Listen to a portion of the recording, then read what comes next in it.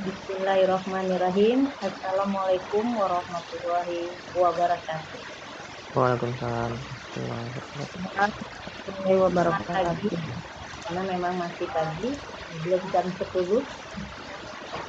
Salam sejahtera bagi kita semua. Yang pertama,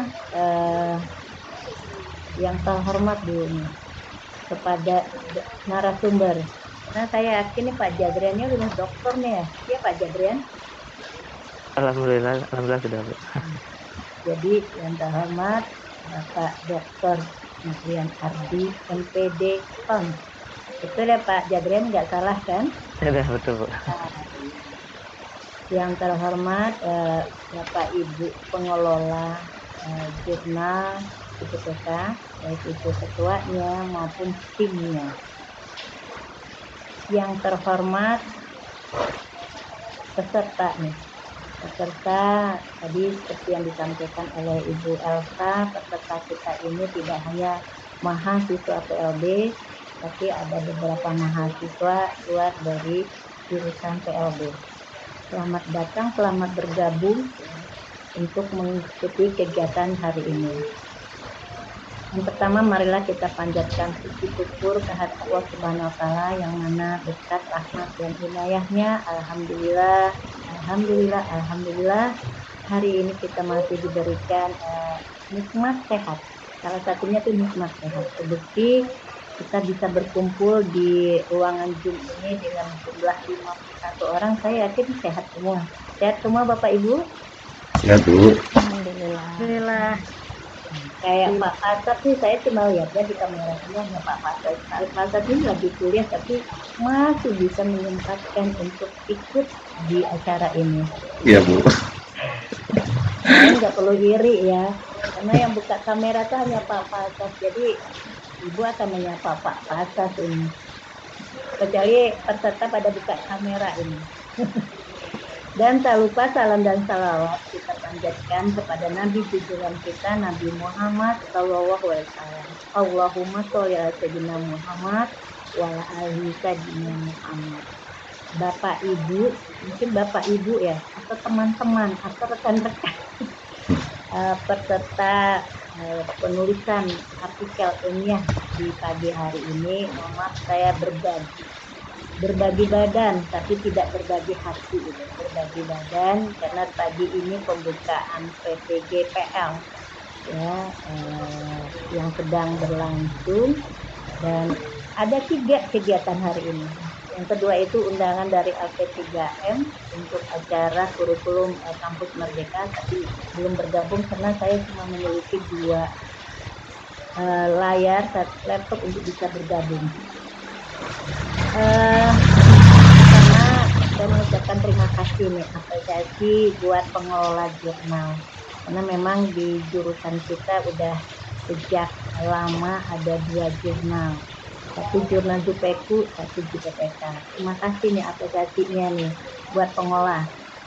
Sehingga meningkatkan akreditasi jurnal kita ya. Dari jurnal kita hanya BISN, hanya jurnal lokal. Tahun kemarin Pak Jo itu udah berupaya ya menang hibah lagi sehingga jurnal kita sekarang yang JPPK terindeks Cinta 4, Cinta 2 Bu Elsa. Cinta 4 Bu, Cinta 4. Cinta 4. Salah Ibu tadi yang Cinta 2 itu yang jurnalnya Pak Jadrian. Oh gitu. Cinta 4 ya. Alhamdulillah gitu. Jadi kami dari jurusan pertama nih berterima kasih dulu nih kepada pengelola jurnal sudah berusaha untuk meningkatkan cinta atau akreditasi dari jurnal kita. Nah untuk bicara penulisan artikel nih belajar nih pesertanya nih mahasiswa karena luaran skripsi Bapak Ibu mengaku luaran skripsi teman-teman semua adalah artikel ya artikel. Nah artikel ini syarat untuk ujian skripsi. Di sini kan nggak ada ya pesertanya mahasiswa dokter ya kecuali Bu Rila, Bu Elsa. Tidak ada ya Bu Elsa ya. Karena salah satu syarat gitu ya baik itu skripsi, tesis ataupun disertasi. Jadi sebelum mahasiswa ujian komprehensif, artikelnya harus publish. Dengan diberikan ilmu nanti dengan Pak Jadrian, kami harap nanti rekan-rekan mahasiswa PLB bisa mengikutinya gitu. Karena memang banyak ini nih dari Pak Jadrian ini, mahasiswa kami ini dari skripsinya yang 200 halaman itu mereka harus persingkat jadi 6 sampai 12 halaman atau sampai 10 halaman.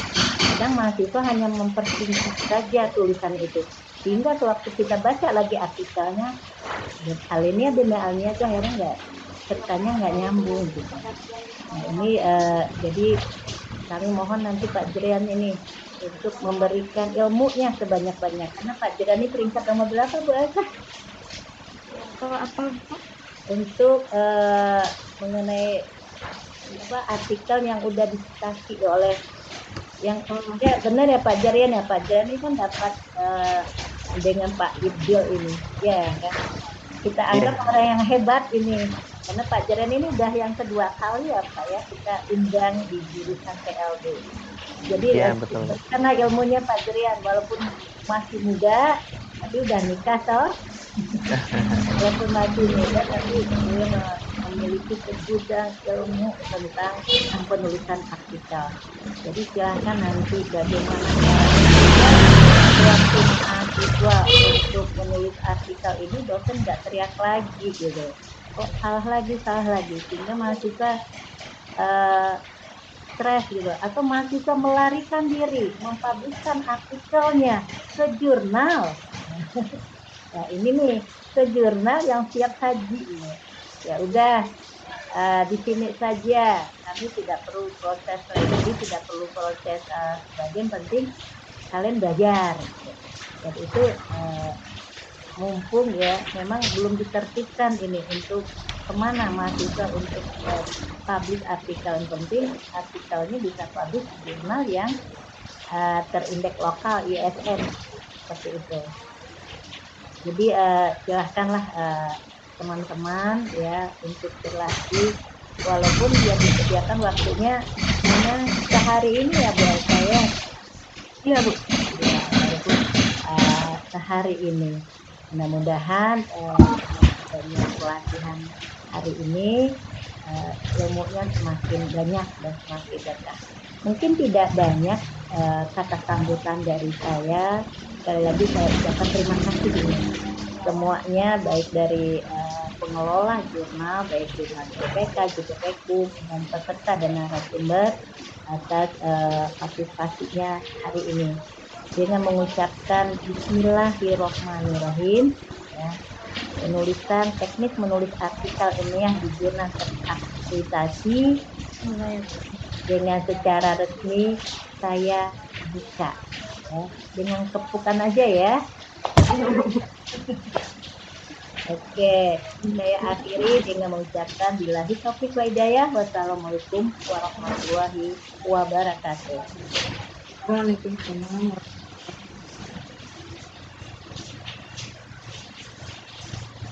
Waalaikumsalam warahmatullahi wabarakatuh.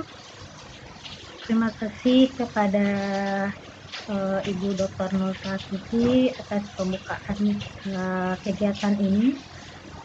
Baik, kita masuk kepada acara inti, kepada pemateri kita Bapak Dr. Jadrian Hardi MPD. Baik, sebelum kita persilakan saya sedikit membacakan biodata singkat dari beliau. Beliau merupakan dosen jurusan bimbingan konseling psikis UNT dan seperti yang disampaikan oleh Ibu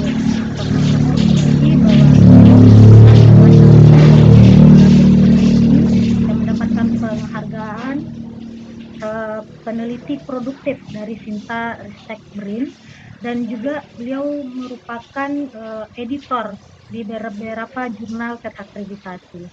Eh, mungkin itu biodata singkat beliau. Mungkin bisa nanti setelah kegiatan ini kita berdiskusi lebih lanjut, perkenalan tentang beliau tanpa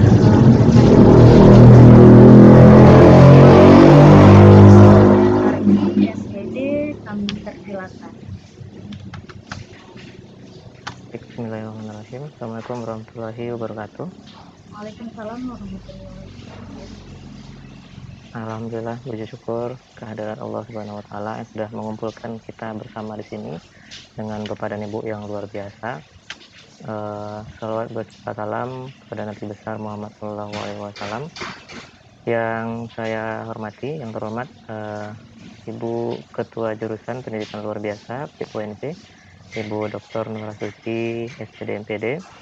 Berikutnya yang saya hormati Bapak dan Ibu Editor in Chief dari pengelola jurnal jurusan PLB UNP, dan yang saya muliakan dan yang berbahagia para peserta workshop penulisan artikel ilmiah dari mahasiswa S1 baik yang dari UNP maupun yang di luar UNP. Baik Bapak dan Ibu, sesuai dengan yang diamanahkan oleh panitia kegiatan pada hari ini, saya mohon izin untuk sharing tentang bagaimana menulis artikel ilmiah di yang targetnya itu adalah jurnal-jurnal yang terakreditasi. Karena sebenarnya tidak hanya di jurnal terakreditasi ya untuk penulisan artikel ini, bahkan untuk penulisan artikel-artikel yang levelnya itu sudah internasional, itu untuk mahasiswa S2 maupun mahasiswa S3, ini juga sebenarnya pakai standar yang sama gitu. Jadi tidak tertutup kemungkinan nanti adik-adik di S1 pun juga akan mampu untuk melakukan publikasi di jurnal-jurnal yang bereputasi ini begitu. Saya mohon izin untuk share screen.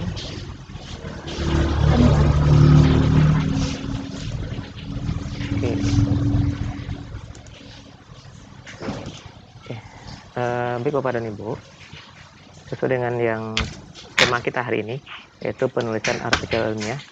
Kalau di sini saya membuatnya berbasis JARS. JARS ini adalah Journal Article Reporting Standard, yang itu merupakan aturan-aturan dalam menulis artikel ilmiah yang disepakati secara bersama di dunia internasional.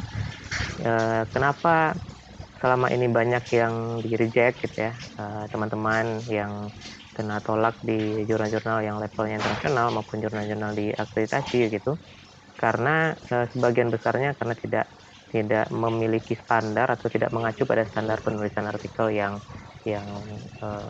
semestinya begitu. Nah, hari ini kita akan membahas tentang bagaimana menulis artikel ilmiah di beberapa jurnal yang targetnya itu adalah jurnal-jurnal yang memiliki reputasi, apakah nanti reputasi nasional maupun reputasi internasional. Kalau nanti kemungkinan ada kemungkinan nanti jika kita waktunya cukup gitu ya, kita mungkin nanti bisa bedah salah satu artikel yang nanti bisa kita berikan masukan dan kita bisa pelajari secara bersama. Oke. Kita mulai dulu dari analogi publikasi ilmiah tadi. Jadi sebelum sampai kepada penulisan ya, saya ingin kita teman-teman adik-adik mahasiswa S1 maupun bapak-bapak dan ibu-ibu di S2 maupun S3 jika ada yang hadir saat ini, saya ingin kita semua ini mengganti ataupun meluruskan kembali persepsi tentang bagaimana menulis artikel di level baik itu levelnya jurnal akreditasi maupun jurnal internasional bereputasi. Nah, kalau kita cek ya, selama ini ya, kalau kita belanja apakah kebutuhan pokok ataupun sayuran dan sebagainya, itu kan umumnya kalau ibu-ibu yang di ibu-ibu rumah tangga ataupun ibu-ibu lah secara umum gitu ya, ini kan sering ke pasar gitu kan, sering ke pasar. Yang pasar itu biasanya adanya di pagi hari ataupun di sore hari. Alasannya adalah karena sayur-sayuran di pagi hari itu lebih segar dan biasanya lebih murah. Dan memang secara kualitas sayur-sayur yang dijual di pasar tradisional itu secara kualitasnya itu memang cukup bagus.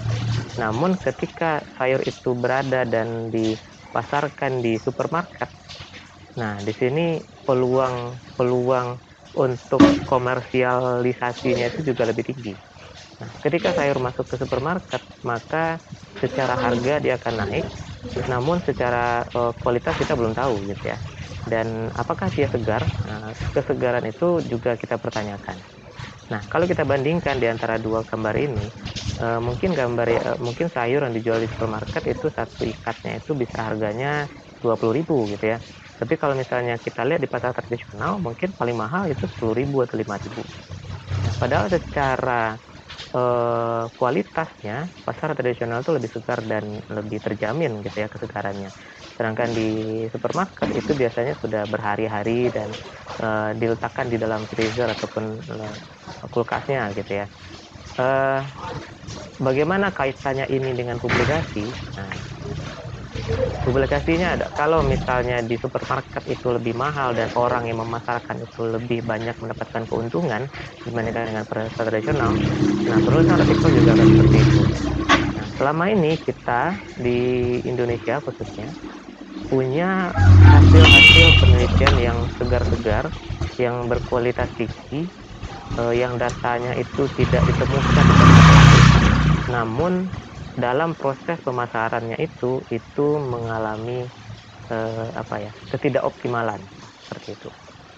Kalau kita bandingkan dengan jurnal-jurnal yang dikemas dengan baik dan dipasarkan di dunia internasional, kalau kita cek kembali ke dalam data-datanya begitu, sebenarnya nggak jauh berbeda dengan kita, bahkan mereka jauh lebih sederhana pengambilan datanya kah, atau misalnya treatmentnya atau bagaimana, termasuk Bapak dan Ibu ataupun rekan-rekan di PLT itu mungkin subjeknya juga lebih variatif gitu dibandingkan dengan orang-orang ataupun peneliti-peneliti di luar sana, sehingga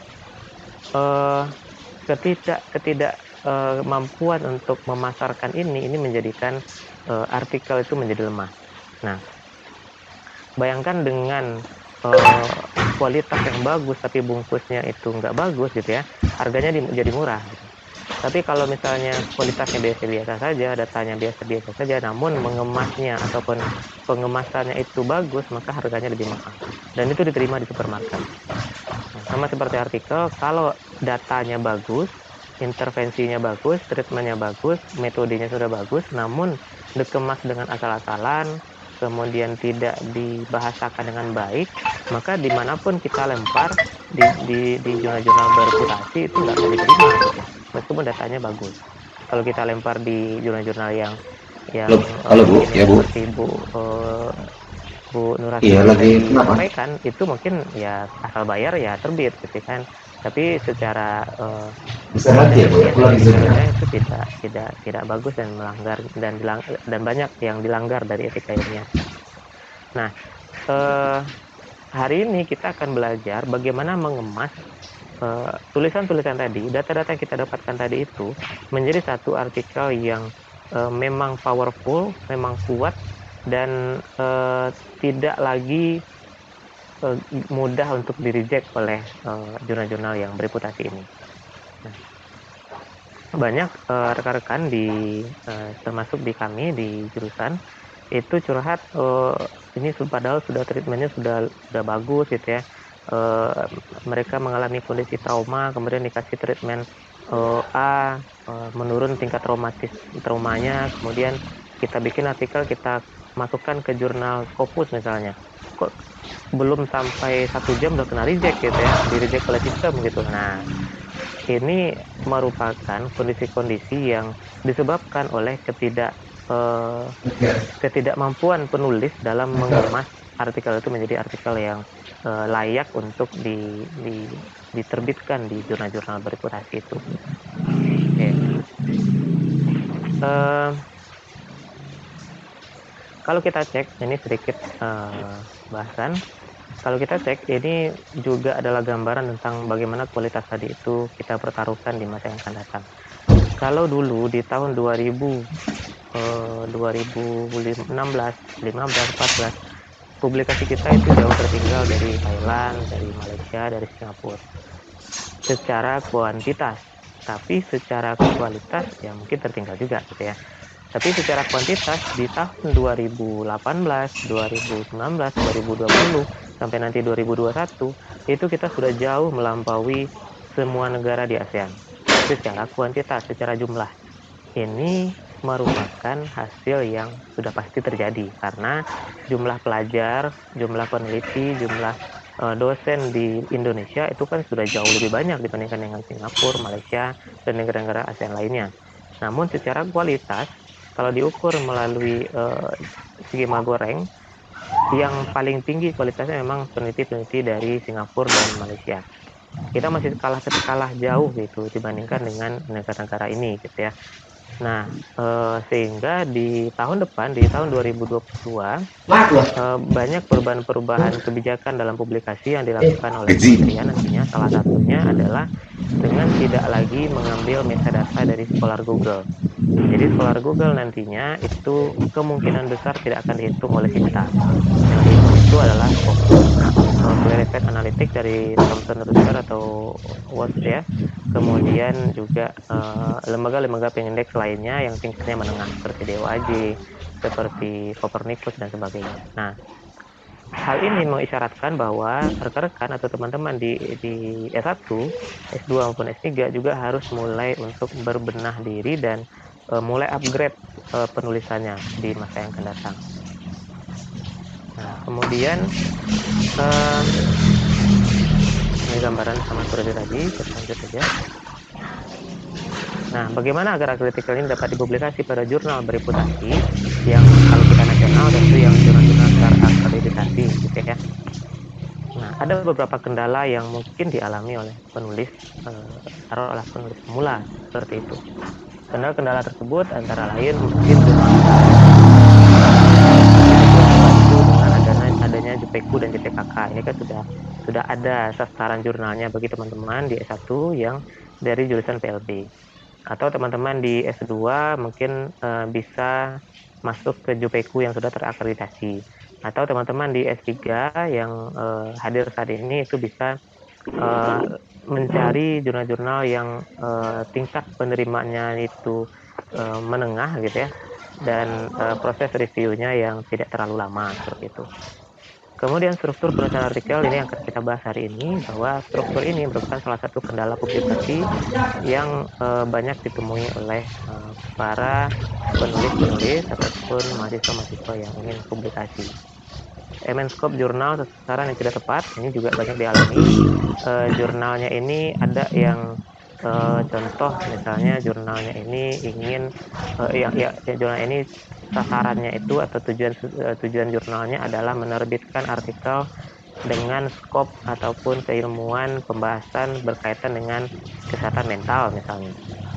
Namun ada orang memasukkan di bidang mesin misalnya, tentu nggak akan masuk gitu. Jadi nggak semuanya gitu ya. Kemudian kualitas konten juga akan dipengaruhi. Waktu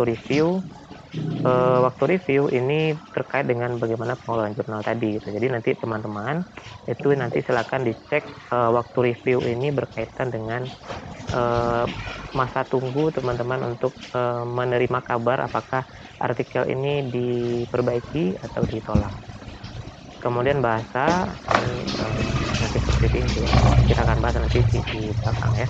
Kemudian referensi serta stigma tentang publikasi, bahwa publikasi itu sulit, kemudian banyak kendala dan sebagainya. Padahal menulis artikel sebenarnya halamannya lebih sedikit gitu ya ketimbang kita nulis skripsi. Kalau skripsi mungkin ya paling tidak ada 150 halaman atau ya 100 halaman gitu, atau tesis itu paling ya 100 ke 150, disertasi mungkin 180 atau 200 gitu.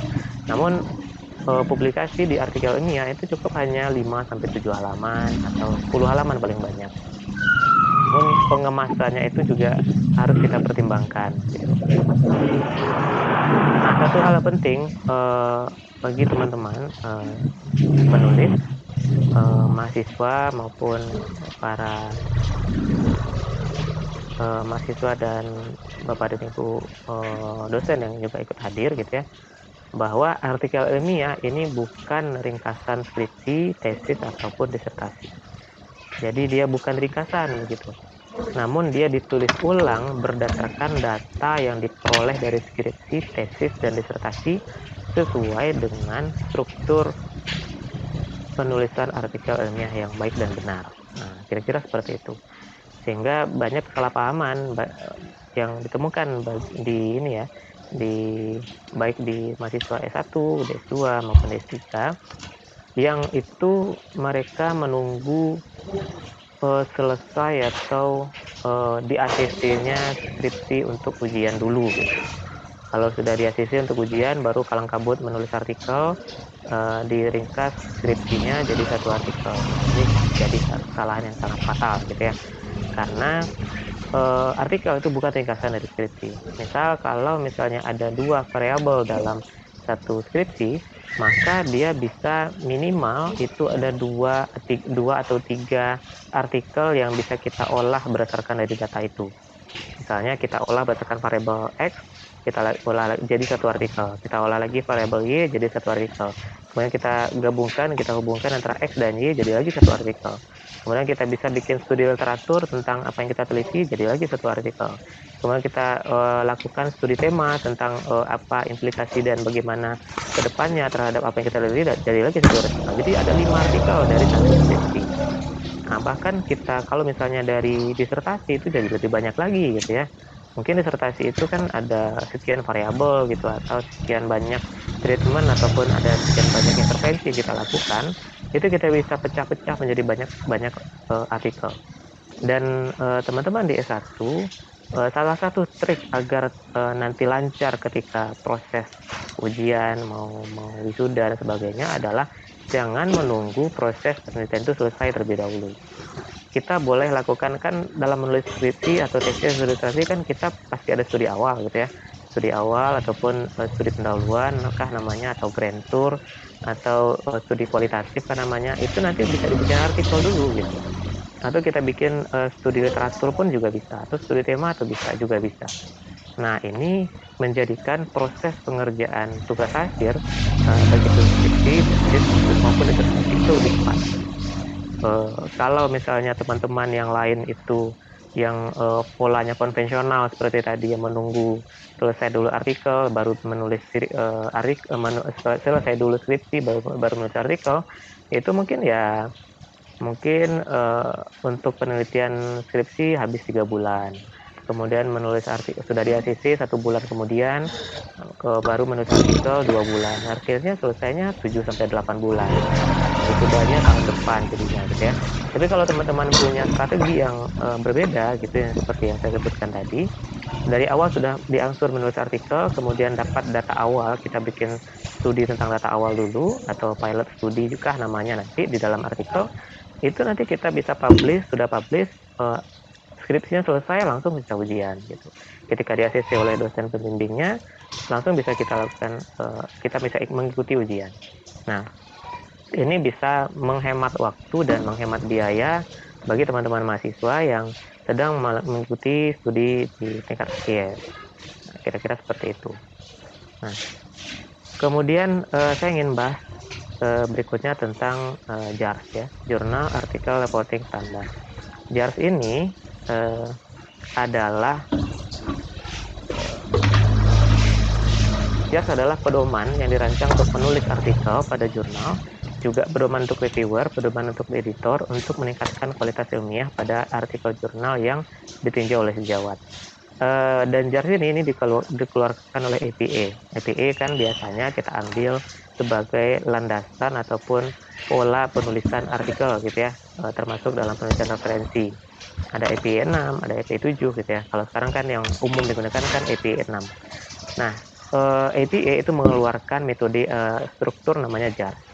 JARS ini mengikuti pola-pola dan alur penulisan artikel ilmiah yang sudah terbukti baik dan sudah diadopsi oleh sebagian besar jurnal-jurnal internasional bereputasi.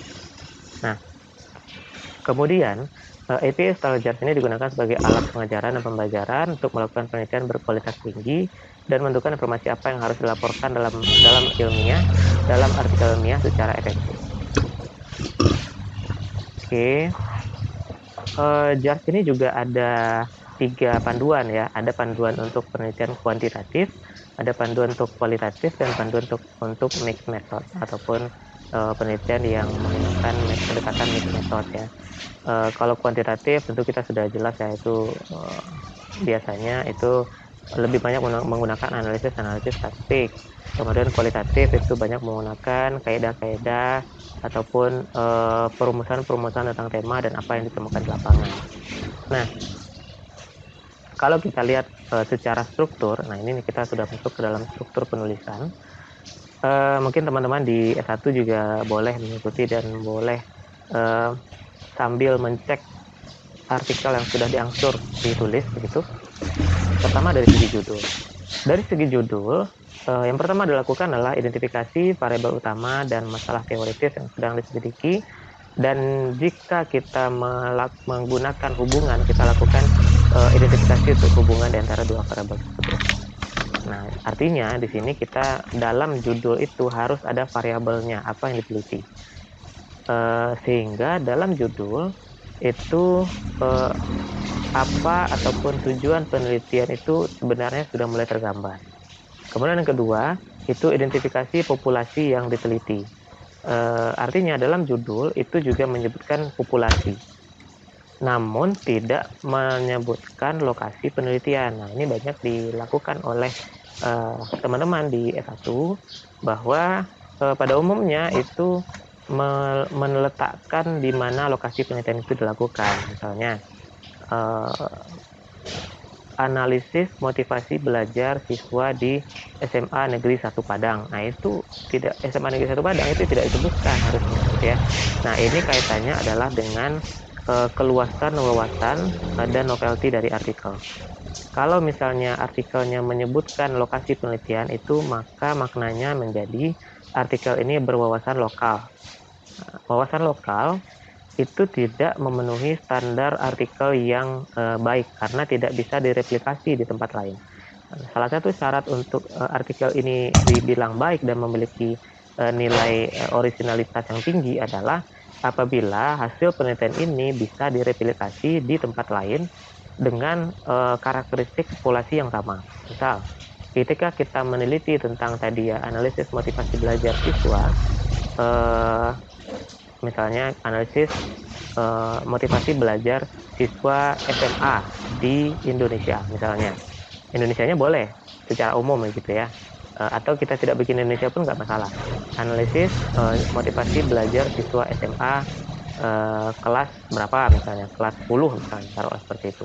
Maka ketika ada orang yang meneliti tentang motivasi belajar siswa SMA kelas 10 di Jepang misalnya, atau di Tokyo lah, taruh di salah satu kotanya, itu juga bisa dilakukan dan mereka bisa mengutip hasil karya kita. Nah, inilah maksudnya yang berwawasan global tadi. Jadi kalau kita sebutkan di mana sekolahnya, kemudian tadi analisis motivasi belajar siswa SMA Negeri 1, SMA 1 Kota Padang gitu ya, berarti hasil penelitian itu hanya terbatas pada lokasi itu saja. Orang tidak bisa mengutip gitu, karena ya itu kan terjadi di sana. Di tempat lain nggak bisa direplikasi lah gitu maksudnya. Oke. Berikutnya kita masuk ke abstrak. Nah, pada abstrak terdapat beberapa hal yang harus ada. Pertama, tujuan riset. Tujuan riset ini harus menyatakan masalah yang sedang diselidiki dan termasuk hipotesis utamanya. Artinya, di dalam abstrak harus tercantum ya, tujuan dari penelitian ini adalah untuk apa? Menganalisis kah? Atau kita mengungkapkan kondisi kah? Atau kita menghubungkan antara variabel X dan variabel Y gitu. Nah, kemudian sampel riset juga harus ada dalam abstrak. Nah, jelaskan subjek dan karakteristiknya. Namun rincian tentang subjek itu tidak harus ada dalam abstrak. Misalnya berapa jumlah laki-laki, jumlah perempuan, jumlah yang berasal dari budaya ini, A, B, C, D, juga harus ada gitu ya. Yang harus ada itu adalah berapa jumlah subjeknya gitu, dan dia dari populasi mana gitu kira-kira. Kemudian metodologi ini juga cukup penting di dalam abstrak, di mana metodologi ini harusnya mencakup tentang desain penelitiannya apa.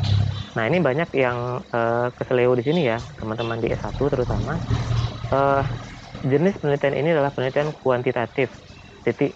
Nah, itu menjadi masalah gitu, karena kuantitatif ini kan banyak. Kuantitatif itu bisa berbentuk korelasional, bisa komparasi, atau cuma studi deskriptif gitu ya, atau ex post facto, atau nanti eksperimen, atau time series dan sebagainya. Jadi desain penelitian ini berbeda dengan jenis penelitian. Jadi yang dinyatakan itu adalah desain penelitiannya atau riset desainnya bagaimana gitu. Bagaimana langkah-langkah prosedur penelitian itu dalam kaidah teori penelitian itu apa begitu. Bukan jenis penelitiannya. Jenis penelitian ada 3 kan. Ada kuantitatif, kualitatif, ada mixed method. Kan cuma 3 itu saja. Tapi ketiga-tiganya ini kan macam-macam bentuknya. Nah, bentuknya itulah yang dimasukkan pada abstrak. Misalnya seperti yang di sini, contohnya ini, metode desain penelitian ini adalah eksperimen dengan metode ex post facto, misalnya seperti itu lebih lengkap dan lebih layak untuk dimasukkan ke dalam abstrak. Kemudian ukuran sampel ini sama seperti tadi. Berapa jumlah sampelnya? Misalnya ada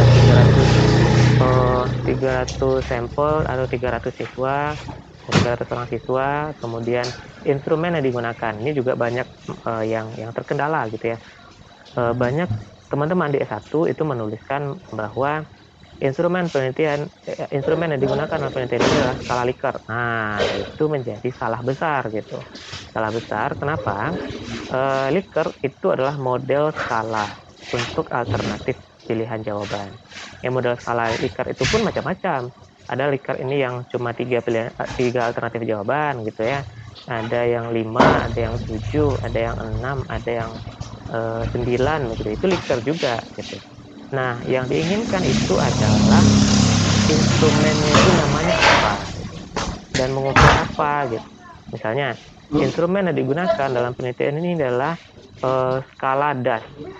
Skala DAS tipe berapa gitu ya. Skala DAS tipe 21. Skala DAS ini maksudnya skala depresi, anxiety, stress scale gitu. Jadi ada nama instrumennya. Nah, jadi disebutkan nama instrumennya. Mungkin teman-teman di satu bingung gitu ya. Apakah boleh kita bikin nama instrumen, Pak? Ya, kalau misalnya kita yang bikin, boleh-boleh saja gitu ya. Kalau kita yang bikin. Tapi kalau kita menyadur instrumen orang, maka nama instrumen orang itu yang kita tulis. Misalnya yang skala DAS tadi, atau skala ASC misalnya, Academic Stress, Asian Academic Stress Scale. Nah, misalnya yang disadur dari siapa yang punya instrumen itu juga boleh, nggak ada masalah. Sehingga instrumen yang dimasukkan itu bukan skala Likertnya. Skala Likert itu adalah model penskalaannya gitu ya, skala pilihan jawaban, alternatif jawabannya menggunakan skala Likert 1 sampai 5 itu di bagian metodologi tadi. Itu nggak apa-apa. Nah, kemudian ukuran hasil ini maksudnya adalah apakah nanti kita menggunakan satu ukuran. Kalau misalnya untuk ukuran panjang itu sentimeter, untuk ukuran berat itu kilogram, misalnya seperti itu gitu ya. Itu kalau misalnya ukuran hasil nanti seperti apa. Kemudian prosedur pengumpulan datanya bagaimana? Apakah kita menggunakan apakah nanti menggunakan kuesioner, menggunakan Google Form, atau menggunakan konvensional atau bagaimana?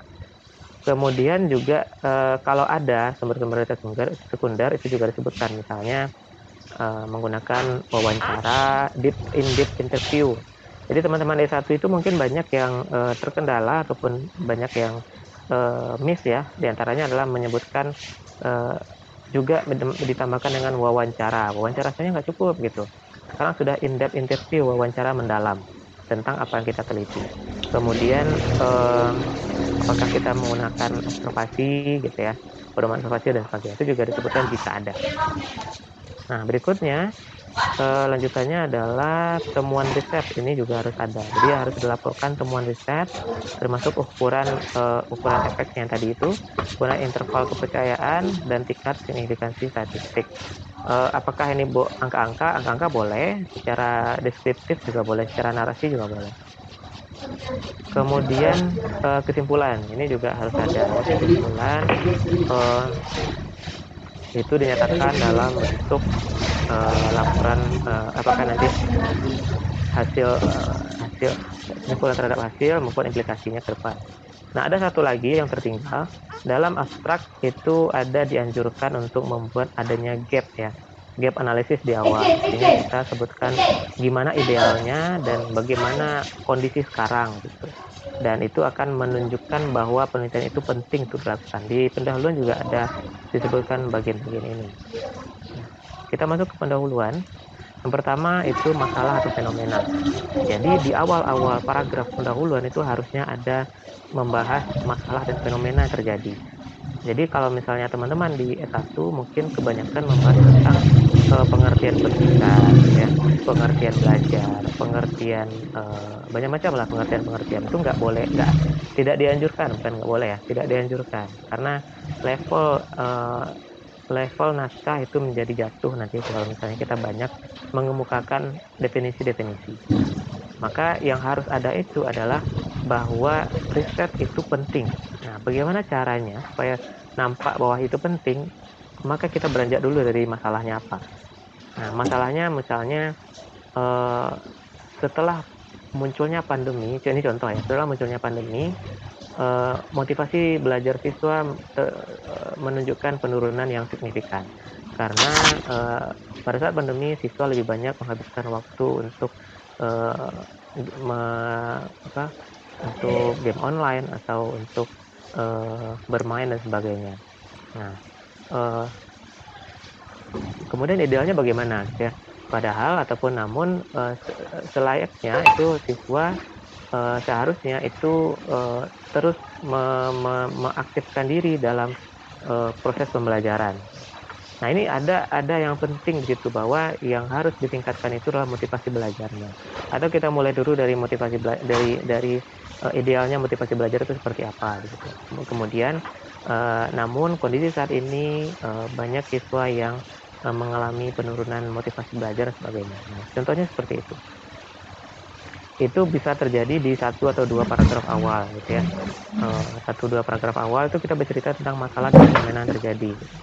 Dan bagaimana idealnya. Nah, di paragraf berikutnya, di paragraf 3, 4, dan seterusnya, itu kita bahas dan ulas tentang masalah-masalah tadi dan kaitannya dengan apa yang kita kerjakan saat ini, itu penelitian kita gitu. Apa yang kita ungkapkan gitu ya. Jadi ulasan singkat itulah yang nanti akan semakin menunjukkan bahwa memang penelitian inilah penelitian yang penting untuk dipublikasikan seperti itu. Kemudian kalau seandainya ada, maka juga disebutkan apa hipotesisnya, bagaimana maksud dan sasaran dari apa yang kita teliti tadi. Kemudian kita nyatakan bagaimana hipotesis dan desain penelitian itu saling berhubungan nanti. Kemudian satu lagi yang penting dalam pendahuluan adalah adanya novelty statement. Nah, ini saya lupa menuliskan di sini. Novelty statement ini kaitannya adalah dengan apakah ada kebaruan, ya, ada nilai kebaruan yang kita nyatakan di artikel tersebut. Nah, nilai kebaruan ini membedakan antara penelitian kita dengan penelitian orang lain. Nah, caranya adalah mungkin di akhir-akhir paragraf kita bisa membuat satu kalimat pembuka misalnya dengan penelitian ini berfokus pada misalnya tadi ya, penelitian ini berfokus pada analisis motivasi belajar siswa setelah pandemi. Nah, ini artinya fokus penelitian kita itu berada pada motivasi siswa pada masa pandemi saja. Yang lain nggak kita bahas. Nah, biasanya kalau di skripsi ini letaknya di rumusan masalah gitu ya. Atau kita boleh juga menampilkan atau membuka kalimatnya dengan kekhasan penelitian ini dibandingkan dengan penelitian lain adalah berfokus kepada seperti itu gitu. Maka ini akan menunjukkan novelty ataupun kekhasan dari apa yang kita teliti tadi. Oke, kita masuk ke metodologi.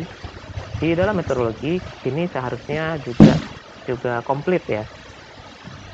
kalau kita lihat artikel-artikel rekan-rekan ataupun adik-adik di S1, biasanya itu meteorologi itu cuma satu paragraf. Padahal harusnya satu halaman, bahkan lebih gitu ya. Nah, yang di meteorologi itu harusnya yang ada adalah karakteristik sampel. Karakteristik sampel ini boleh kita laporkan dalam bentuk demografinya. Misalnya kita bikin tabel tentang usia, jenis kelamin, etnis, status sosial ekonomi secara pentabelan. Sehingga kita bisa ungkapkan kepada pembaca bahwa memang sampel kita itu beragam dan hasilnya itu kredibel seperti itu. Dan juga kalau seandainya ada, kita boleh memasukkan karakteristik khusus yang penting dari apa yang kita teliti tergantung dengan penelitian kita nanti gitu. Nah, saya yakin rekan-rekan di PLT, adik-adik S1 itu karakteristik sampelnya itu sangat beragam dan sangat unik begitu, sehingga dalam proses publikasi pun itu lebih bagus harusnya gitu. Kemudian prosedur sampling. Nah, proses sampling ini juga harus ada di dalam metodologi. Jadi metodologi itu nantinya ada subjudulnya gitu ya. Metodologi gitu. Subjudul pertama mungkin partisipan ataupun atau sampel. Sub kedua bisa jadi nanti desain penelitian. Sub ketiga bisa jadi measurement ataupun instrumen. Sub berikutnya itu bisa menjadi nanti prosedur tadi sudah proses sampling, bisa nanti analisis data ataupun data analisis gitu. Kemudian prosedur sampling ini juga dijelaskan secara rinci gitu ya, bagaimana prosedur itu dilakukan, termasuk pengambilan sampel jika sistematis itu dilaksanakan. Dan apakah sampel tersebut 100% berpartisipasi atau tidak. Nah, biasanya itu kalau di penelitian-penelitian ataupun publikasi-publikasi di luar negeri, mereka secara transparan menyebutkan bahwa pada awalnya sampel diambil sebanyak 500 orang. Setelah diminta mengisi kesediaan dan mengikuti prosedur penelitian, maka yang tersisa hanya 350 orang. Itu apa-apa, nggak masalah.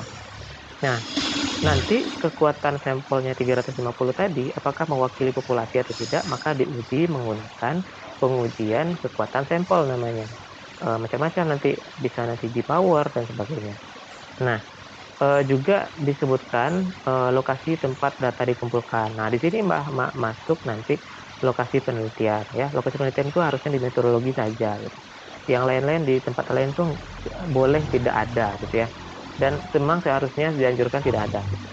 Nah, kemudian apakah ada kesepakatan dengan sampel, misalnya apakah sampel dibayar atau sampel diberikan satu cendera mata dan sebagainya, itu juga disebutkan di metodologi. Kemudian bagaimana standar etika yang dilakukan oleh peneliti, apakah peneliti meminta kesediaan kepada sampel untuk diambil datanya, atau kalau dia siswa itu diminta kesediaan ataupun izin dari lembaga ataupun sekolah gitu untuk mengambil sampel, itu juga disebutkan di dalam metodologi. Jadi banyak ya, di metodologi ini harusnya banyak yang kita terangkan gitu. Berikutnya yang harus ada itu ukuran sampel, daya dan presisi. Nah, berapa jumlah sampel yang kita ambil dan berapa kekuatan sampelnya itu. Jadi kekuatan sampel ini terkait bukan hanya dengan Slovin ya. Slovin kan banyak ini sekarang ya, beredar rumus-rumus Slovin, rumus yang menyatakan ini kalau populasinya segini, sampelnya segini. Apakah seberapa kuat sampel itu mewakili dari populasi, itu juga harus disebutkan. Misalnya dengan melakukan analisis di power atau analisis sampel dan sebagainya. Nah, ini untuk mengukur presisi ataupun kemampuan sampel untuk mengestimasi ataupun meramalkan kekuatan dari apa yang sudah didapatkan datanya.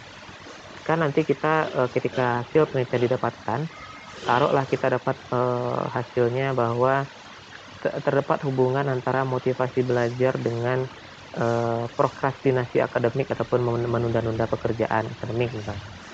Apakah itu terjadi pada seluruh populasi atau tidak, maka kepercayaan diri kita untuk mengatakan itu terjadi pada seluruh populasi itu berdasarkan daya sampel tadi, tidak hanya representasi dari sampelnya gitu. Kemudian pengumpulan data. Pengumpulan data ini juga disebutkan bagaimana metode yang digunakan untuk mengumpulkan data. Apakah paper based, kita kasih kertas, kita suruh isi begitu, atau kita menggunakan sebuah suatu link gitu ya, link apakah di Google Form atau yang lain-lain lah, kan banyak itu sekarang. Itu juga disebutkan bahwa metode yang kita gunakan itu apa gitu. Kemudian kualitas pengukuran ini juga berkaitan dengan bagaimana nanti keandalan pengumpulan data, ada berapa yang kita libatkan dalam mengumpulkan data begitu. Itu juga harus ada dalam metodologi. Oke. Nah, inilah kenapa saya sebutkan harusnya bagian metodologi itu lebih dari 1 halaman itu ini. Jadi banyak ya yang harus dilaporkan dalam artikel itu begitu. Tidak hanya 1 paragraf saja. Kemudian instrumentasi. Ini tadi yang saya sebutkan bahwa dalam instrumentasi itu harus lengkap properti psikometrik yang harus ada begitu. Termasuk nanti skala Likert boleh Pak? Boleh. Skala Likert itu kan salah satu metode untuk scalingnya, itu juga disebutkan. Tapi nama instrumennya juga harus ada. Apakah instrumen ini menggunakan kuesioner? Apa nama kuesionernya? Atau dia menyadur atau mengadaptasi dari kuesioner instrumen yang sudah ada? Jika diadaptasi, apakah diberikan izin? Jika diberikan izin, apakah dilakukan validasi ulang ataupun pengukuran ulang dan lain-lain sebagainya? Itu juga dilaporkan, gitu. Kemudian psikometri itu tadi ya dilaporkan bentuk validitas dan reliabilitas dari instrumennya. Kemudian ketentuan dan desain itu menyatakan bahwa apakah kondisinya itu terjadi secara alami atau kita manipulasi melalui eksperimen. Kemudian bagaimana kita mendiagnosis data itu gitu. Bagaimana distribusi data dan sebagainya. Dan terakhir itu bagaimana kita menganalisis data. Baru kita masuk ke analisis data gitu ya. Apakah kita menggunakan satu teknik statistik inferensial atau kita hanya memaparkan secara deskriptif atau bagaimana. Oke. Baru kita masuk ke bagian hasil penelitian. Nah, di bagian hasil penelitian yang harus ada itu adalah partisipan flow. Jadi bagaimana proses penelitian dari awal sampai akhir dan bagaimana aliran datanya itu dalam bentuk sampling itu juga harus dipaparkan. Misalnya kita secara deskriptif itu mungkin kita sebutkan dulu tentang capaian dari motivasi belajar tadi gitu. Nah, kita sampaikan dari 100 responden itu 80% itu mengalami motivasi yang rendah dan sebagainya. Itu aliran data awal gitu ya. Aliran data awal artinya ini cuma deskripsi datanya gitu. Nah, kemudian bagaimana analisisnya secara statistik? Apakah kita menggunakan teknik-teknik statistik yang itu merinci hasil-hasil yang kita temukan tadi di lapangan. Nah, berikutnya baru kita masuk ke pembahasan. Nah, dalam hasil penelitian itu sebenarnya boleh kita gabungkan antara hasil penelitian dan pembahasan atau result and discussion juga boleh. Gitu. Nah, dalam diskusi ataupun pembahasan itu tidak lagi ada angka-angka, tapi kita merujuk kepada hasil penelitian kita dapatkan tadi, kita komentari dan kita hubungkan dengan penelitian-penelitian yang mungkin sudah ada sebelumnya, yang itu merujuk pada hasil penelitian dengan tema itu begitu. Bukan yang sama ya, kalau sama berarti kan tidak unik lagi jadinya gitu ya. Artinya teori-teori yang kita dapatkan tadi itu mendukung temuan tadi gitu.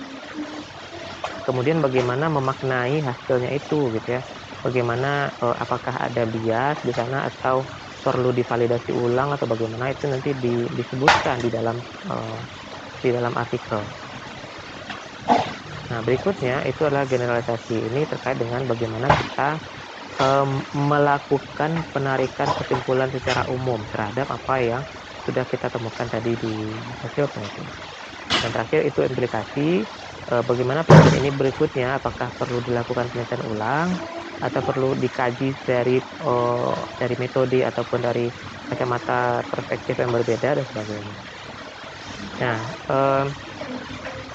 kemudian satu lagi sebelum referensi ya, yaitu kesimpulan ataupun conclusion. Conclusion ini sebenarnya harusnya idealnya itu 1 paragraf saja. dan tidak ada numbering ya, tidak ada 1, 2, 3 dan sebagainya seperti deskripsi gitu. Tidak seperti itu, tapi dinarasikan secara lengkap dalam satu paragraf secara utuh. Kemudian jika ada kendala bahasa, mungkin kita perlu lakukan proofreading untuk artikel tadi itu. Dan kalau proofreading itu disarankan agar yang kalimat digunakan itu adalah kalimat-kalimat lengkap, kalimat efektif yang SPOK-nya itu ada gitu ya. Oke,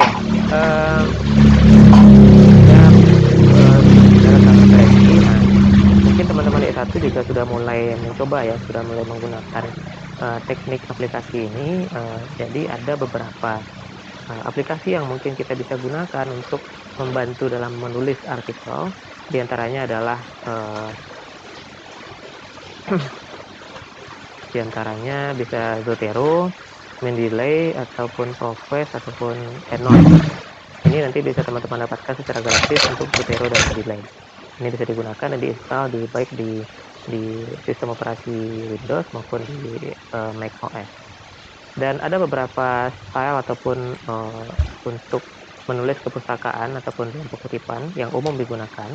Di antaranya adalah MLA, APA, Chicago, IEEE, dan CSI. Kalau di kitab pendidikan itu biasanya kita gunakan APA ya. Kalau di di bahasa atau studi agama itu biasanya menggunakan MLA. Kalau misalnya sejarah ataupun antropologi atau seni biasanya menggunakan Chicago.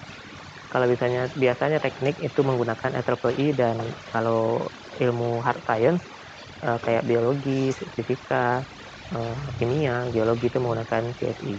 Jadi beda keilmuan, dia beda citasi gitu ya, beda proses citasinya dan penulisan kepustakaannya. Oke. Kalau teman-teman nanti ini kan tadi saya terangkan tentang kuantitatif ya. Kalau yang penelitiannya tentang kualitatif itu juga ada panduannya dari JARS ya. Nanti bisa dilihat di website ini, yaitu di apastyle.apa.org/JARS. Tapi dia memang panduannya berbahasa Inggris. Oke, untuk struktur artikel kira-kira itu yang bisa kita share pagi ini. Mungkin berikutnya metodenya kita diskusi dulu sesuai dengan saran Bu Rila ya, atau nanti kita bisa lanjutkan juga dengan bedah salah satu artikel yang sudah ready gitu. Oke, saya kembalikan pada Bu Rila. Assalamualaikum warahmatullahi wabarakatuh. Waalaikumsalam.